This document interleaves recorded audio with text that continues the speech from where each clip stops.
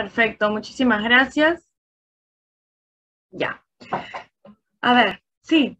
Hoy día vamos a conversar sobre tres aspectos muy importantes que están relacionados, ¿no? Sabemos que una alimentación saludable está totalmente relacionada con la salud, la prevención de las enfermedades, y si ya tenemos algún diagnóstico, con el tratamiento de la enfermedad, y por supuesto la actividad física, ¿no? La actividad física que es básica, no solamente para tener y mantener una buena calidad de vida, sino también para poder tener de repente alguna estética que nosotros estamos buscando. Vamos a conversar antes de empezar, porque sé que las ponencias anteriores han estado, digamos, tratando temas específicos, y me gustaría poner en contexto el tema de la alimentación basada en plantas y lo que estamos conversando. La salud es determinante, ¿no? Todos queremos tener una buena salud. Para eso tenemos que alimentarnos correctamente para poder nutrirnos, porque alimentarnos y nutrirnos son dos cosas diferentes. Nosotros nos alimentamos al consumir un alimento, pero nosotros nos nutrimos cuando nosotros cubrimos requerimientos, ¿ok? Tenemos que cubrir requerimientos y puede ser que nosotros consumamos una alimentación que cubre estas necesidades o que no es adecuada, y esto va a afectar directamente nuestra salud. También tenemos que hay diferentes tipos de actividad física. Tenemos la actividad que hacemos, por ejemplo, cuando barremos, tendemos nuestra cama, caminamos para ir a trabajar, cualquier cosa que haga que nos movamos, pero que no necesariamente es ejercicio. Ejercicio es tener una pauta de actividad física ordenada, ¿no? Que tiene una frecuencia.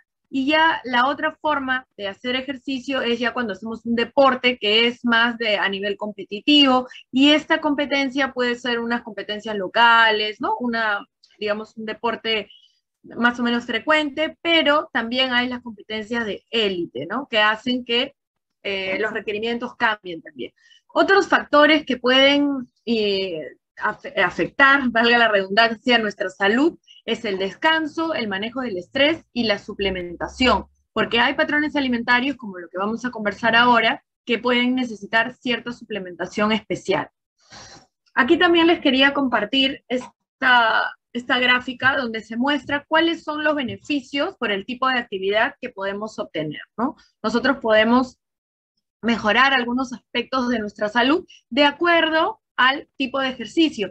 Y sabemos que nosotros, para armar los requerimientos de un paciente, vemos pues obviamente lo que es la tasa metabólica basal, el gasto por el consumo de alimentos, pero ¿qué cosa es lo que determina con mayor importancia el requerimiento de este paciente? Es la actividad física. Dependiendo de la actividad física que va a hacer nuestro paciente, nosotros vamos a determinar qué macro y qué micro necesita también, porque muchas veces nos preocupamos mucho de los macros, ¿no? Las proteínas, sobre todo, los carbohidratos, las grasas, pero los micronutrientes, que son los que hacen que las cosas sucedan, a veces no los tomamos en cuenta como debería ser. Entonces es bien importante conocer y saber.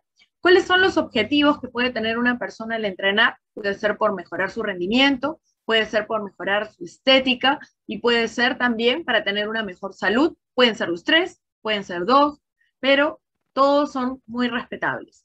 Aquí también les quería compartir cuáles son digamos, las consecuencias de realizar ejercicios. Una lámina maravillosa que la mostraron en el curso de especialización que llevé sobre alimentación basada en plantas y deporte, y vemos los grandes beneficios que se pueden obtener al realizar actividad física. Uno de ellos es aumentar o mejorar nuestra microbiota saludable, lo cual está ahora totalmente relacionado con nuestra salud. Se ha visto que las personas que tienen sobrepeso, obesidad, un porcentaje de grasa alto, que tienen una inflamación crónica, tienen pues una microbiota totalmente distinta de las personas que tienen un peso saludable, que mantienen unos hábitos de alimentación correctos.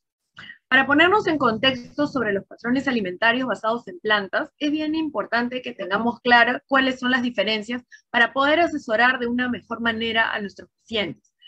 Esta publicación es del 2016 y vence ahora en diciembre del 2021.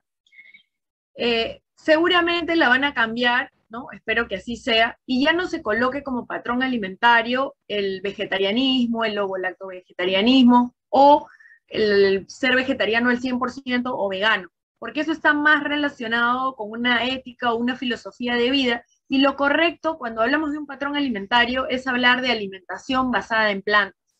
Hay diferentes conceptos, dependiendo de los especialistas, vamos a ver ahora cómo la diferencia, y hay nuevos conceptos sobre estos patrones, ¿no? O este patrón, que es la alimentación basada en plantas per se, la alimentación basada en plantas integrales y la plant-based forward, que lo vamos a ver ahorita. Hablando de la alimentación cruda y vegana, justo ayer dicté una conferencia sobre alimentación en pediatría y está totalmente demostrado que no es recomendable una alimentación cruda y vegana. Ya para adultos es bastante complicado cubrir todos los requerimientos, se debe suplementar más. Y en niños no es recomendable porque debido a la menor capacidad gástrica que tienen los niños, por la elevada cantidad de fibra que tiene la alimentación cruda y vegana, no es recomendable. Entonces, tenemos que diferenciar lo que cuando recibimos o en consulta a un paciente vegano, vegetariano, y cuando un paciente decide alimentarse en base a plantas. ¿Cuáles son los motivos por los cuales una persona puede elegir empezar a alimentarse en base a plantas o hacer el cambio de patrón? Por la sustentabilidad, ¿no? Está también demostrado que producir 1 kilo de menestras versus 1 kilo de carne roja, pues utiliza mucho más agua, ¿no? Se contamina más el planeta, por los gases que emiten las vacas, sobre todo las vacas son las que más contaminan. Puede ser también por un tema de salud, porque se ha demostrado que una alimentación basada en plantas disminuye el índice de masa corporal de las personas, disminuye los índices de mortalidad por todas las causas de enfermedades crónicas, enfermedades cardiovasculares, hipertensión, síndrome metabólico, diabetes tipo 2, etcétera, ¿no? También disminuye la incidencia de cáncer y disminuye la incidencia de diabetes. Entonces, está totalmente demostrado que un patrón alimentario basado en plantas que cubra requerimientos nos va a dar todos estos beneficios. De ahí también puede ser por un tema de ética, ¿no? Queremos proteger a los animales de toda la crueldad que hay en la crianza industrializada, de la matanza sistemática que hay diaria y cada segundo de animales en todo el mundo, y es totalmente válido y nosotros tenemos que respetar en la medida de lo posible, de acuerdo a la patología, al diagnóstico, al patrón alimentario que vaya a seguir nuestro paciente, tenemos que orientarlo en este patrón para que pueda cubrir requerimientos. Entonces hay que tener claro que el veganismo no es una dieta, no siempre las personas que son veganas se alimentan de manera correcta ni se suplementan adecuadamente. Es una moda, desgraciadamente sí. Hay personas que no lo hacen por los motivos correctos, sino que eligen hacerlo por algún tema de moda o por alguna enfermedad disfrazada, y eso no es recomendable, ¿no? Una alimentación basada en plantas, en cambio, lo que busca es cubrir todos estos requerimientos en base a estos alimentos, también tomar sol y tomar B12. Dependiendo del especialista que nosotros vayamos a revisar, vamos a ver que hay autores que dicen que una alimentación basada en plantas tiene que ser al 100% plantas, otros dicen que a partir del 70% en adelante ya se puede considerar a alguien que la mayoría de su alimentación está basada en plantas. La definición de plant-based forward vendría a ser el equivalente al flexitariano, ¿no? Aquel que la mayoría de los días consume plantas, pero que algunos días puede consumir pescado, pollo, pero trata en la mayoría o en lo máximo posible de que sean orgánicos, ¿no? De que sean lo más saludables posible, pero sí consumen alimentos de origen animal. Esto, ¿quién lo respalda? ¿Quién dice que alimentarse en base a plantas es saludable? No lo digo yo, lo dice la Asociación de Dietética Americana, ya desde el 2009, desde el 96, perdón, ellos se pronuncian y cada 5 años ellos van actualizando esta recomendación, y en la última, que fue en el 2016, lo que ellos hicieron fue actualizarlo, indicando que también es sostenible. Aquí les comparto otras organizaciones de expertos que también respaldan. Entonces, cuando un paciente desea hacer una transición, no hay una sola manera. Hay diferentes formas. Hay personas que son por muchos años vegetarianos o que son ovo-vegetarianos, primero dejan los lácteos. Hay diferentes formas. Hay que adaptar al estilo de vida del paciente, adecuarlo también, porque por ejemplo una persona que ha sido muy carnívora, que no come muchas verduras, hacer el cambio de un día para otro le puede originar algunos problemas. También se pueden presentar muchas dudas en los pacientes con este patrón alimentario. Pueden tener temor de que si van a rendir igual en el ejercicio, si van a haber cambios en su peso, si les van a faltar vitaminas. Entonces nosotros tenemos que estar preparados para poder ayudar al paciente y poder absolver todas sus dudas.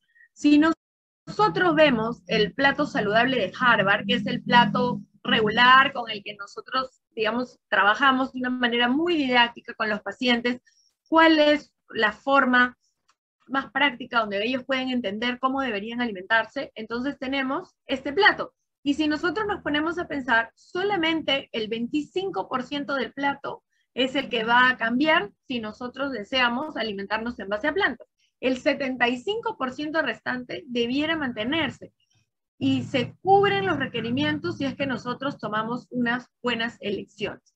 ¿Pueden haber algunas reacciones adversas? Sí, pueden haber. ¿Por qué? Porque pueden ser personas que de repente nunca habían comido muchos frutos secos y de repente empiezan a comer y generan alguna alergia.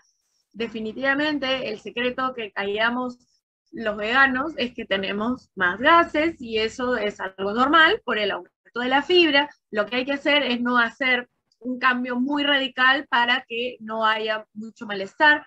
Hay que ir acostumbrando esa microbiota del paciente a que poco a poco vaya digiriendo mejor la fibra.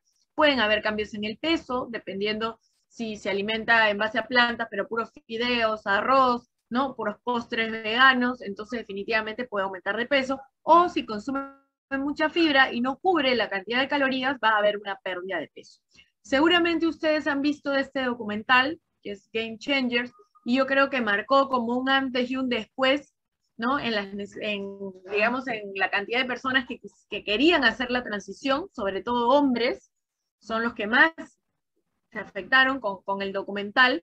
Yo los invito a verlo, es bastante interesante. Tiene sus pros y tiene sus contras. Como les digo, el pro es que, digamos que abrió los ojos a muchas personas, las hizo conocer este patrón alimentario, rompió mitos, paradigmas de que una persona que se alimenta en base a plantas no puede ser deportista, que no va a poder tener músculo, pero los contras son que hay mucha evidencia anecdótica con pocas personas, uno no puede generalizar los beneficios, ¿no? O darle beneficios milagrosos a la alimentación basada en plantas solamente con 1 o 2 días de cambio, y ustedes mismos véanlo y tengan sus propias opiniones. Entonces, vamos a hablar ahora de los nutrientes más importantes a tomar en cuenta en una alimentación basada en plantas y, ¿no? O sea, que nos van a permitir mantener la salud y cómo esto también tenemos que trasladarlo al deporte. Estos son los nutrientes más importantes a tomar en cuenta. Y cuando yo hago una presentación, una charla sobre nutrientes importantes a tomar en cuenta para prevención de salud, no van ni carbohidratos ni grasas, porque no son nutrientes que sea muy difícil cubrir en una alimentación basada en plantas. Pero en deporte sí es importante tenerlos en cuenta porque nos van a ayudar a cubrir ese requerimiento calórico importantísimo para poder rendir en el deporte que hayamos elegido de una manera correcta. Tenemos que tener en cuenta que no hay suficiente investigación, que en realidad no hay suficiente investigación en alimentación basada en plantas en pacientes en general, y menos aún en deportes. Entonces, falta todavía mucho más. Se han visto en algunos estudios que hay algunas deficiencias y algunos nutrientes que se consumen más, pero todo esto hay que personalizarlo con nuestros pacientes. También tenemos que tener en cuenta si nuestro paciente tiene alguna patología, porque la absorción tanto de minerales, sobre todo, que son los que nos van a ayudar en el rendimiento del deporte, se van a ver afectadas. Si miren ustedes en el gráfico de la derecha, imagínense que este es su sistema digestivo, y es a nivel intestinal, tanto del intestino delgado como del grueso, que se van absorbiendo los minerales. Y diferentes factores pueden impedir que los minerales se absorban como debe ser. Entonces tenemos que tener ojito con la suplementación, ¿ok? Y tener en cuenta que mientras más alta es la suplementación, menor va a ser el porcentaje de absorción. También, si nosotros tomamos alguna medicina, esto se va a ver afectado. Bueno, y vamos a hablar como que la vedette del deporte, ¿no? Que es la proteína. Todos andan siempre súper preocupados por la proteína, aun cuando no hagan ejercicios de fuerza. Y no siempre es lo más importante. Vamos a hablar muy cortito para poder terminar, porque la verdad es que hay tantos temas por conversar que no quisiera que se me escape ninguno. Entonces tenemos que hablar de las proteínas. Si bien las proteínas de origen vegetal tienen menor digestibilidad, ¿no? Menor porcentaje de absorción versus las proteínas animales, nosotros tenemos que tener en cuenta algunas técnicas para poder mejorar esta biodisponibilidad, ¿no? Estas técnicas son remojar adecuadamente todas las menestras, los cereales, de la quinoa, por ejemplo, no solamente remojarlas, sino también hacer un buen lavado hasta que ya no tenga espuma. Podemos germinarlas, de hecho cocinarlas, y cuando las cocinamos, cambiar de las menestras, cambiar el agua de cocción 2 veces, y si queremos mejorar aún más la digestibilidad, las podemos licuar, ¿no? Existen 2 mecanismos con los cuales se evalúan la calidad de estas proteínas, y las guías desde el 2013 se utilizan, ¿no? O se sugieren como un mejor factor de predicción de digestibilidad. Tenemos también que hay un concepto muy antiguo sobre que las proteínas había que combinarlas, ¿no? Había que combinar las proteínas con cereales, y esto en adultos, en niños sí, pero en adultos no. En adultos nosotros formamos un pool de aminoácidos, y en la noche, que son cuando las cosas suceden, se empiezan a utilizar todos los aminoácidos que nosotros tenemos en ese pool, y no es necesario combinar cereales con menestras para poder utilizar todos los aminoácidos de las menestras, ¿no? Esto ya ha sido rebatido. Hay una publicación de la American Heart Association donde corrige su error y dice pues que no es necesario. Ahí tienen ustedes la referencia para que la puedan buscar. Esta tablita, que es bastante interesante, muestra las cantidades que se necesitan por gramos por kilo de peso, o de gramos por kilo de peso de proteínas, dependiendo si eres sedentario, si te alimentas en base a plantas. En realidad acá ellos hablan de 0.9 a 1, en cambio Jack Norris, los invito a seguirlo, es un nutricionista que tiene una página excelente donde hay muchísima información. Jack Norris habla de 1 a 1.1 gramos por kilo de peso en personas veganas para poder cubrir requerimientos sedentarios, ¿no? De ahí nosotros vemos que aumentan dependiendo del tipo de deporte, ya lo van a ver ustedes con mayor detalle con las otras ponencias, y aumentarle más o menos el 30% para personas que se alimentan en base a plantas. Estos son algunas porciones donde ustedes pueden ver, ¿no? Una persona sedentaria, 3 a 4 porciones, y dependiendo, ahí vimos, hacemos una regla de 3, y dependiendo del tipo de deporte, vamos aumentando la cantidad de proteínas. Entonces, utilizar seitán, tofu, tempeh, ¿no? Todas las menestras, y si por algún motivo no se llegan a cubrir los requerimientos, usar la proteína hidrolizada, que nos va a ayudar, y por supuesto las técnicas de cocción. ¿Por qué hoy día nos reúne también el tema de salud?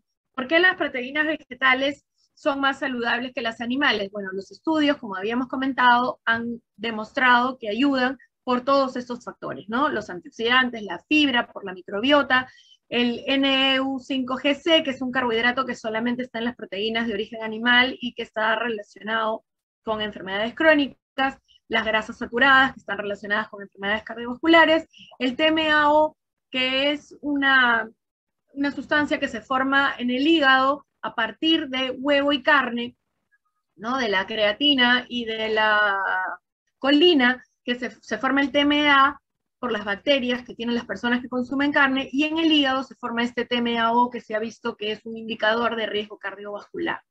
Bueno, y los antioxidantes, que sabemos que todos los vegetales tienen estos antioxidantes que nos ayudan a evitar enfermedades y que previenen el envejecimiento, ¿no? Nos ayudan también a tener un mejor rendimiento.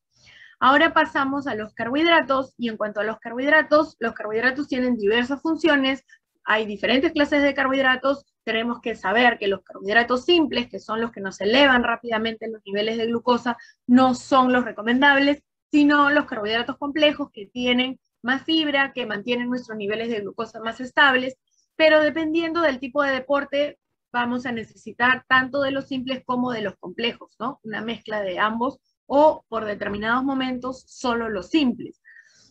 Tenemos que saber también que nuestros músculos almacenan el carbohidrato en forma de glucógeno, y es súper, súper importante porque estas reservas son las que nos van a permitir tener un mejor rendimiento y nosotros podemos, de acuerdo a nuestros entrenamientos, llenar este glucógeno muscular para poder rendir mejor. Entonces los requerimientos suelen ser simples, fáciles de cubrir con una alimentación basada en plantas porque sabemos que tiene una gran cantidad, porque las mismas fuentes de proteínas de la alimentación basada en plantas, que son las menestras, tienen también carbohidratos. Entonces no es ningún problema.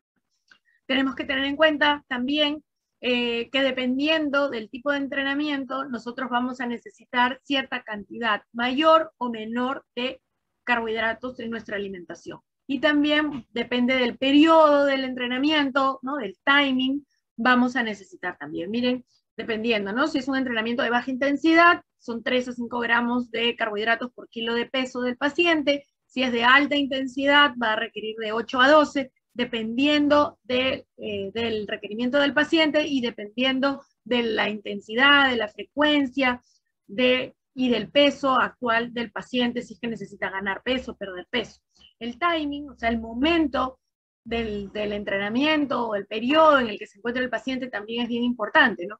La carga de glucógeno, o sea, cuando nos estamos preparando para la competencia, la comida última antes de la competencia, el carbohidrato que debamos consumir durante la prueba o durante el entrenamiento, y post-esfuerzo, que es la recuperación y que nos va a ayudar también a llenar este glucógeno muscular, que es súper, súper importante para poder rendir como queremos, ¿no? Entonces, miren, hay bastante diferencia y tenemos que tener en cuenta en qué periodo estamos nosotros para poder. Miren, por acá, por ejemplo, carbohidratos de 10 a 12 durante las 48 horas previas, ¿no?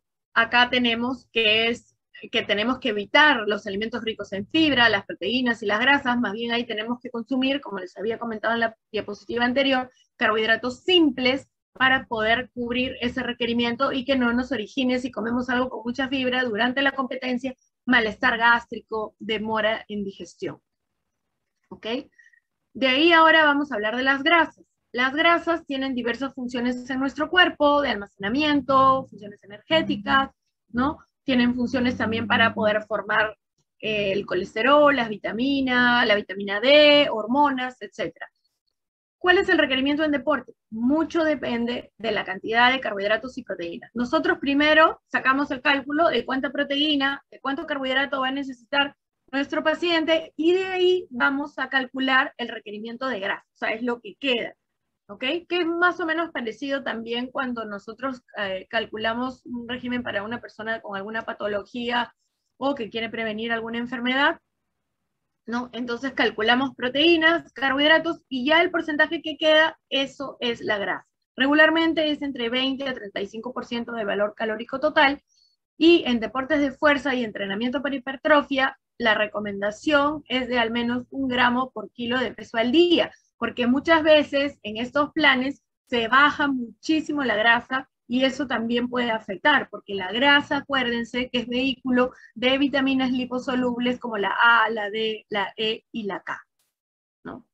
Entonces, ahora vamos a hablar ya de los micronutrientes. Hablando de la vitamina D, es una vitamina que ha tomado muchísima importancia, sobre todo en pandemia, porque hemos estado muy guardados y se han visto déficits importantes de vitamina D, y que las personas que se contagiaban de COVID, mientras tenían déficit de vitamina D, han tenido un peor pronóstico que los que tenían más cantidad de vitamina D. ¿Qué factores pueden reducir la síntesis? Bueno, la niebla, bloqueadores, florcura, mientras mayores somos, el sobrepeso, la obesidad, porque el hígado está dañado y nosotros tomamos sol, nos cae sol, a partir del colesterol formamos la vitamina D, eso tiene que transformarse en el hígado y en el riñón, y si hay falla hepática y falla renal, no se va a producir de la manera adecuada. ¿Okay? La época del año, definitivamente en verano, es más fácil producir vitamina D. Entre las 10 y las 4 de la tarde se produce más vitamina D, y mientras más cerca estemos a la línea ecuatorial, más vitamina D vamos a producir, ¿no? Existen valores normales, hay que tener cuidado con las megadosis. Si nosotros tenemos yo por ejemplo manejo dosis de 1000 unidades internacionales por día, y me va bastante bien en el mantenimiento, en la suplementación. En deporte se han visto déficits, sobre todo en deportistas que entrenan bajo techo, ¿no? Hay que tener cuidado con eso, hacer un dosaje en sangre para poder validar que tienen un buen nivel. Una sobredosis o una carga muy alta no ha mostrado ningún beneficio, pero hay que evaluar el déficit, porque así como cualquier persona pueden también tener. Hay que tener en cuenta que si nuestro paciente quiere hacer una transición, alimentarse en plantas, hay que suplementar, si está con buen nivel, con D2, porque la D2 sí es plant-based, pero la D3 no siempre. Hay ahora suplementos de plant-based D3, pero aquí en el Perú no. Tenemos que tener en cuenta, como les decía, que si nuestro paciente tiene un adecuado estatus, con D2 o D3 está bien, pero si hay que revertir deficiencia, tiene que ser con D3. Si es plant-based y acá, bueno, ni modo, tendrá que tomar la que hay, y si es posible puede encargarse, pero mientras tanto tiene que tomar lo que hay. Para mantenimiento, tomar sol y entre 600 a 1000 unidades internacionales y no suplementar más de 4000 al día en caso de mantenimiento. ¿Ok? Vamos a hablar ahora de la B12, ¿no? Que genera tanta controversia, que hay tanto todavía desconocimiento. Esta es una vitamina del complejo B que es muy, muy importante. La encontramos en los alimentos, puede estar en la sangre, en suplementos y también en nuestros depósitos en el hígado. Estos depósitos pueden durar aproximadamente 3 años. Hay algunas personas que duran solamente meses, entonces no tenemos que confiarnos de eso.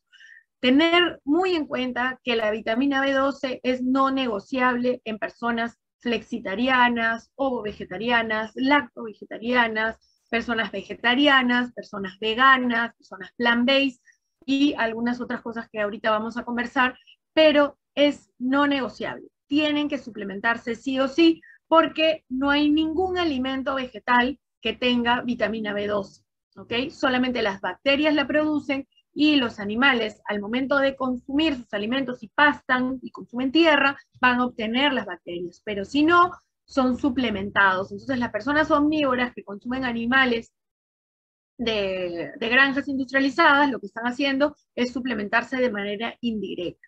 No solamente las personas que son veganas o vegetarianas, plant-based, pueden tener deficiencias si no se suplementan, sino también personas que son mayores de 50 años, personas que toman ciertos fármacos como ranitidina, omeprazol, inhibidores de la bomba de protones, metformina, anticonceptivos, que tienen algunas enfermedades como la celiaquía, por ejemplo, entonces también van a tener problemas de vitamina B12. No recomiendo consumir espirulina. La espirulina tiene unos análogos de vitamina B12 que pueden dar falsos positivos y que no tienen ninguna función.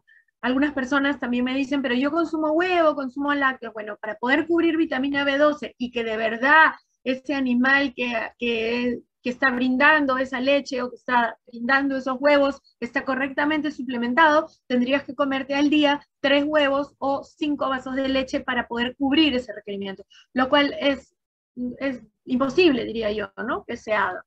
¿Cómo podemos identificar el déficit? Bueno, un cansancio generalizado, que definitivamente esto va a afectar en nuestro rendimiento deportivo, irritabilidad, depresión, problemas respiratorios. Entonces la vitamina B12 es importantísima. Aquí les comparto la última tabla de noviembre del 2020 que se publicó, ¿no? Jack Norris de Vegan Health. Y acá lo más importante es que miren, no hay ninguna recomendación especial para deportistas, hay una recomendación para personas adultas y para niñitos, ¿no? Bebitos, para mujeres gestantes y lactantes, las recomendaciones son diarias, no 3 veces por semana, ni 2 veces por semana, ni semanal como antes, ¿no? Este es el último cambio. Entonces, los valores se tiene que hacer un análisis siempre previo, ¿no? Siempre hay que hacer un análisis cuando uno quiere hacer la transición, por lo menos de vitamina B12 y homocisteína, hay que tener mínimo 400 picogramos, no guiarnos de los valores que salen en la hoja de laboratorio, porque a veces son mucho más bajos, y menos de 400 ya podemos empezar a tener síntomas, y la homocisteína debería ser siempre menor a 9, para que no haya pues problemas de deficiencia. ¿Por qué tendría que ser menor a 9? Porque si está más de 9, significa que esa B12 que nosotros tenemos en sangre no es útil. ¿Ok? En caso de acné, sobre todo en adolescentes, hay que tratar de dar la mínima dosis diaria para poder evitar la anemia y no provocar el acné. O sea, no dar dosis semanales, sino diarias.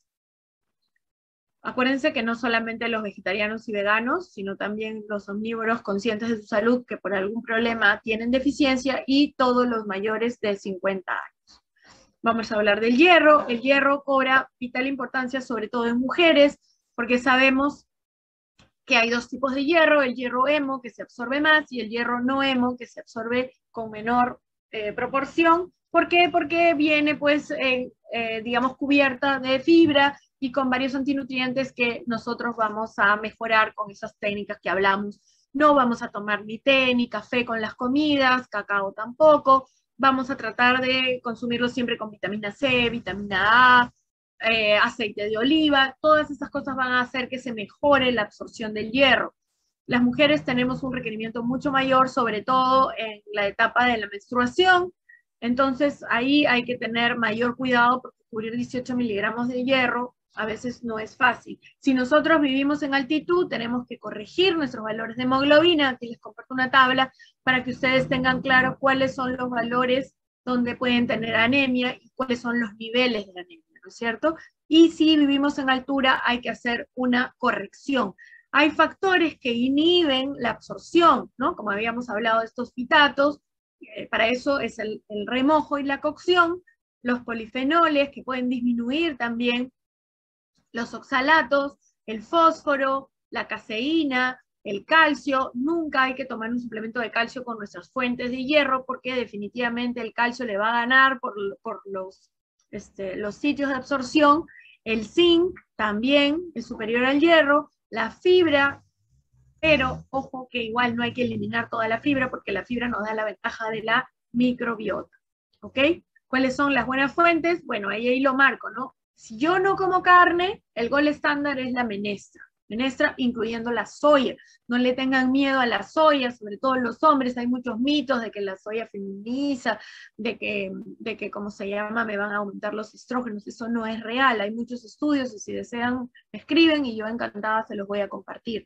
Y complementar con frutos secos, cereales integrales, frutas secas, productos enriquecidos y algunas hojas verdes como por ejemplo el kale también, ¿no? Que tiene muchos nutrientes, que ahora ya lo venden aquí en Perú.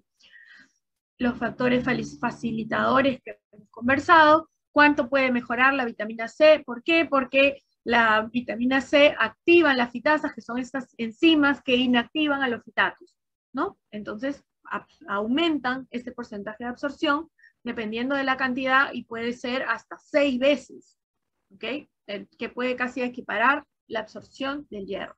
¿Por qué es importante en la mujer? Porque algunos deportes hacen que las mujeres tengan el peso muy bajo, consumen pocos alimentos, son ejercicio intenso, dieta muy estricta, a veces hasta ayunos, y esto genera la triada de la mujer atleta, ¿no? También puede originar trastornos alimenticios, pérdida del periodo menstrual, baja densidad ósea. Entonces tenemos que tener en cuenta que esto es más susceptible en mujeres y en nuestros pacientes que sean mujeres atletas tenemos que asesorarlas correctamente para ver si con alimentación o suplementación podemos cubrir este nutriente. Bueno, el yodo tiene una función muy, muy importante en la tiroides, se deben consumir 150 microgramos al día. Dependiendo de la zona donde nosotros vivamos, los alimentos van a tener más o menos hierro. Las personas que viven en la sierra o en la selva van a tener pues alimentos con menor contenido de yodo, perdón. Entonces por eso se consume la sal yodada.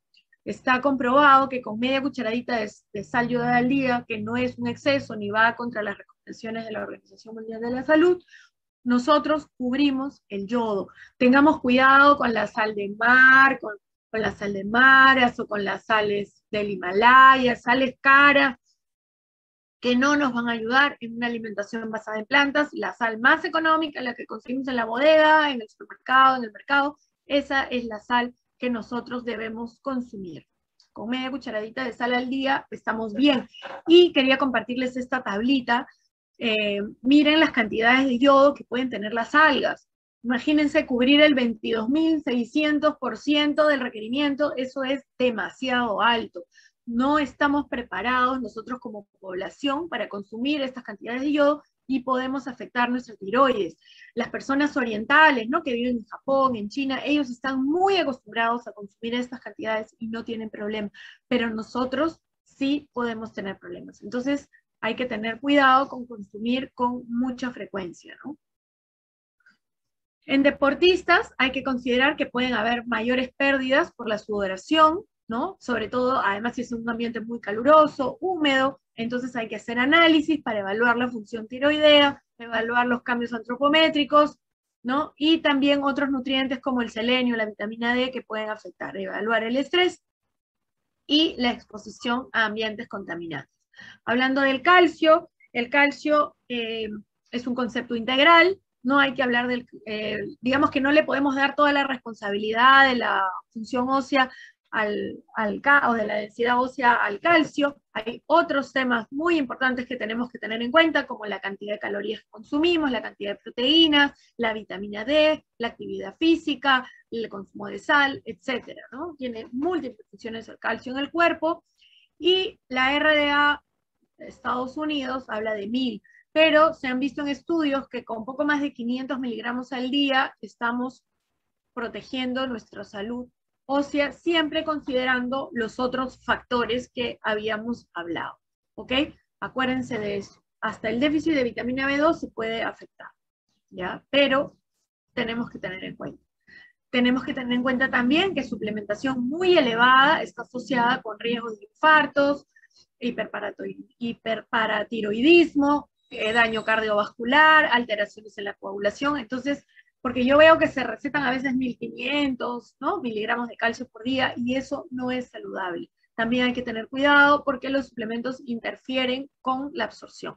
Hay que tener en cuenta que los alimentos tienen alto contenido y también afecta la absorción. Entonces, en realidad, estos alimentos que tienen buena absorción y alto contenido son los alimentos más recomendables, ¿no?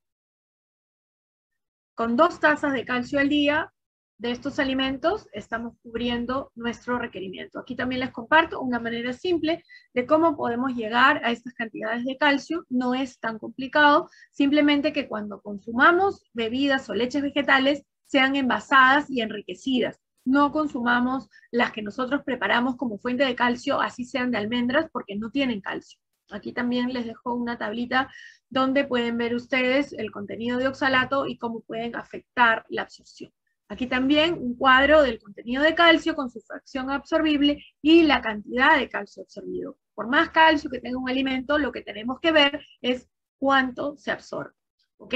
Entonces, el entrenamiento per se va a mejorar la densidad mineral ósea, más un cumplimiento del calcio, pero no hay ninguna recomendación adicional en calcio para deportistas. Vamos a hablar de zinc.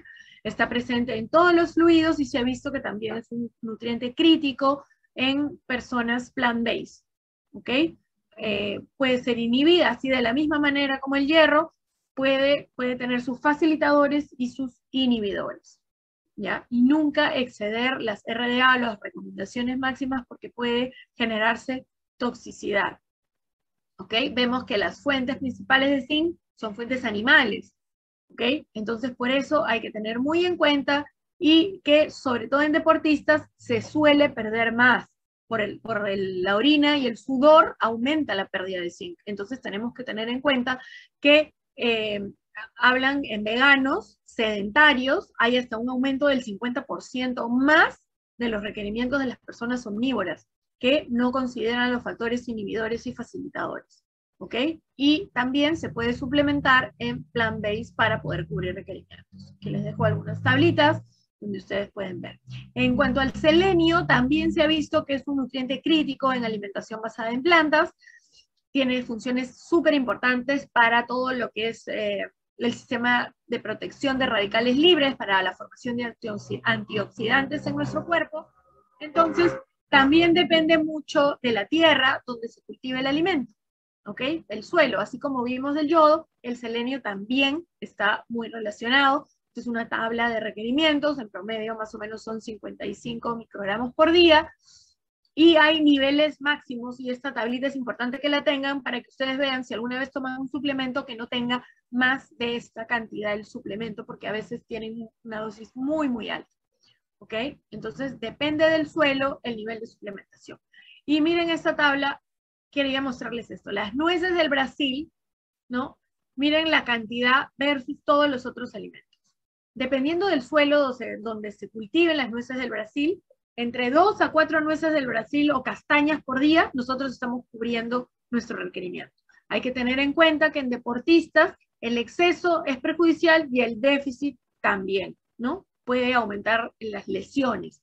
Entonces, tenemos que tener cuidado. Si sobra o si falta, puede afectarnos. Hay diferentes suplementos. El cuerpo absorbe más el suplemento, para que lo vean, en forma de selenometionina, y solamente el 50% en forma de selenio de selenita. El omega 3 es un nutriente que genera mucha controversia. ¿Por qué? Porque hay estudios que han demostrado que no es necesaria la suplementación, y si nosotros conocemos, seguramente porque conocemos, muchas personas omnívoras que no comen pescado nunca, que no comen linaza, ni chía molida, ni andan tomando aceite de sacha inchi para cubrir su omega, y ahí están, ¿no? Entonces, el omega 3 es un nutriente bastante controversial, porque en realidad la gran mayoría de personas omnívoras no lo cubren, pero sí está demostrado que tiene diversos beneficios. Entonces, nosotros como personas que se alimentan en base a plantas responsables, tenemos que cubrirlos. ¿Cómo tenemos que cubrirlos? Con el consumo del ácido graso, que va a originar que nosotros formemos DHA y EPA, ¿ok? Y EPA. Este ácido graso, que es conocido como ALA, va a originar que nosotros, por elongación, o sea, por aumento de su cadena, formemos en nuestro cuerpo estos ácidos grasos. Con 10 a 15 gramos de nueces, 5 a 8 gramos. Yo en realidad lo manejo de una manera bastante más simple. 2 cucharaditas de chía o linaza molidas en el mismo día, y si yo muelo para el día, tengo que, para 24 horas máximo, guardarlas en un pomo oscuro en refrigeración. ¿Ok? Esto va a hacer que yo cubra mi requerimiento de omega 3, o aceite en botella oscura, tanto de chía o de linaza, también de sacha inchi, pero acuérdense que estos aceites o esta chía molida o linaza molida deben utilizarse en frío, nunca ponerlas al calor, sino que, por ejemplo, si ya tu avena está lista o tu fruta está picada, ahí le agregas, o en tu arroz, en tu puré, en tu menestra, el aceite, ¿ok? Acuérdense de eso. En deporte hay estudios contradictorios, en realidad, no hay nada dicho. Si se desean suplementar, puede ser entre 200 o 300 miligramos de DHA. Hay plant-based, hay de hemp, que es bastante bueno. Bueno, la microbiota, si bien no debería ser un suplemento, sino debería ser algo que nosotros mantenemos de una manera permanente y saludable, la microbiota son las bacterias que nosotros tenemos, y se forma desde que estamos en el vientre de la mamá, ¿no? Nuestra mamá nos pasa por el cordón umbilical estas bacterias, que pueden ser buenas o malas. Al momento del parto, si nacemos por cesárea, va a ser diferente que si nacemos por parto natural, tanto así que ahora se está usando un paño, pasárselo por la vagina a la mami y luego por la carita al bebé, para poder pasarle toda esa microbiota que es necesaria que adquiera al momento del parto. La mayoría de la microbiota se ubica en el colon, que es donde fermenta toda esta fibra que nosotros no tenemos las enzimas para digerir en el intestino delgado, y durante los primeros 1000 días de nuestras vidas nosotros formamos como una huella digital de microbiota, que sí puede ir cambiando dependiendo de nuestro patrón alimentario, y más o menos se demora 1 año en cambiar, ¿no? Por eso a veces cuando las personas empiezan a comer mucha más fibra, empiezan a tener gases, malestares, pero eso en 1 año va a cambiar. Quería compartirles esta lámina también, donde pueden ustedes ver que si consumo proteína vegetal o proteína animal, mi flora bacteriana va a ser diferente, voy a tener diferentes bacterias, voy a producir diferentes sustancias, y mi intestino se va a ver afectado, y mi salud, por ende, ¿no? Entonces, eso es para una ponencia aparte, hay muchísimo. quería compartirles también estos dos platos de alimentación basada en plantas, que son interesantes. Los pueden encontrar en los libros de Virginia Messina, pueden buscarla. No, sus redes no son muy prolíficas, es una nutricionista que tiene muchos años en esto, y más bien su blog es mejor, que donde pueden encontrar mucha más información. Búsquenla como Virginia Messina. Tiene además unos libros, yo tengo todos, son buenísimos. Vegan for Her, Veganos por Siempre. Entonces búsquenla y léanlos. También busquen la página de, ahí tienen ustedes su página de Vegan RD, donde pueden encontrar toda la información. También busquen Physician Committee, es el Power Plate, que está diseñado para combatir enfermedades crónicas, y tiene además esta lista muy interesante que puede ayudar a hacer un checklist de si estamos cubriendo o no estamos cubriendo requerimientos. Entonces, la nutrición basada en plantas en o para deportistas se diferencia, ¿no es cierto? Hay el entrenamiento de fuerza, donde ha demostrado que no hay diferencias significativas en ningún grupo, o sea, ni más ni menos. Y en rendimiento deportivo anaeróbico y aeróbico tampoco hay diferencias. Entonces, la conclusión es que la alimentación basada en plantas en realidad ni mejora ni afecta. Está más relacionada en que si yo cubro requerimientos, no cubro requerimientos. Pero a largo plazo faltan estudios, porque las personas que hacen deporte y que son plant-based son personas humanas igual, no son extraterrestres.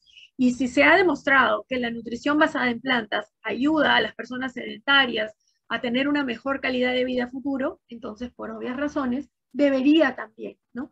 Faltan aún muchos estudios para poder determinar esto, pero en resumen, esto es lo que tenemos que hacer, ¿no?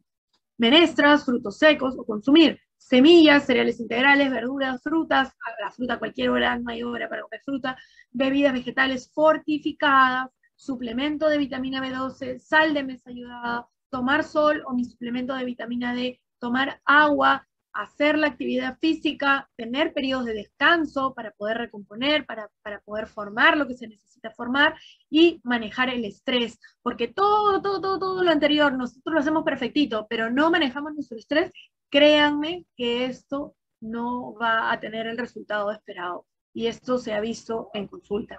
Aquí también es un cuadrito que he preparado, donde ustedes pueden ver en una persona, digamos, promedio, cómo puede cubrir, qué debería consumir para poder cubrir. Esto también lo pueden encontrar, está en mi Instagram. Y si yo hago deporte, ¿cómo me puedo, o sea, qué debo tener en cuenta? Si yo soy plant-based y además hago deporte, ¿qué debería? Como ven, es el requerimiento regular en la mayoría de los casos.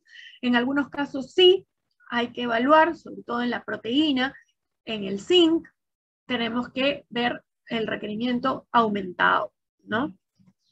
Aquí les dejo toda la bibliografía de todo lo que se ha revisado para poder preparar esta presentación con muchísimo cariño para todos ustedes, porque créanme que es un placer poder compartir todo esto, poder difundir este mensaje, poder ver cómo cada día más personas están interesadas en seguir o en iniciar con este patrón alimentario, que no solamente va a mejorar su salud, sino que va a proteger el planeta y que va a salvar la vida de tantos y tantos animales que mueren día a día. Muchas gracias.